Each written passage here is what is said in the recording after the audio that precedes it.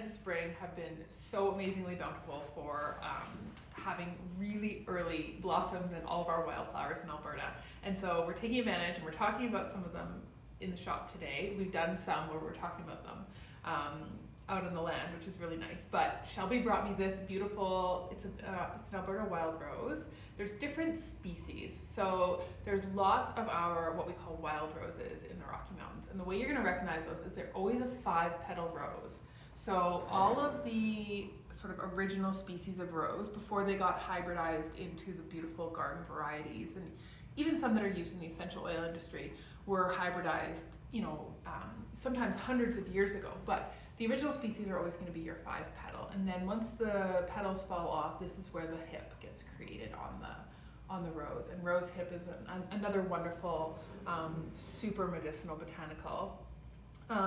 But what I wanted to talk to you about with the original roses, is what all of these are going to do is they're really helpful on the spiritual level for helping bring back the essence and the energy of being in that totality of spirit.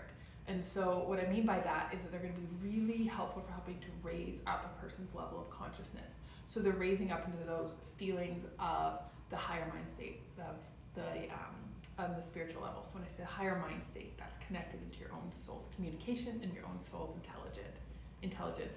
And so these original roses are really an incredible conduit for helping to formulate that connection and then reinforce it.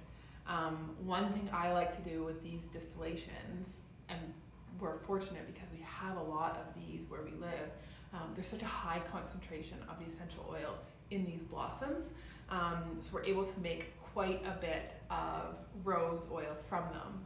But one thing I like to do to add into this, sort of a little secret, is I always like to add in some of the native grasses that grow around these original roses. And you'll always find them, whenever you find these roses, you'll always find a lot of the native grasses in and around them. And what that does is it just really balances the energy of the rose, because as that rose energy, because it's such a high vibration, what the grasses will do is they help to sort of create a containment around that energy. So they're also creating boundaries around that person. So as their light and their energy goes up and up and up, it becomes more sustainable for them. So I always like to blend a little bit, just a tiny bit, maybe like a ratio of 1 to 10-ish, depending on what type of rose you've got versus what type of grass, and then blending those two.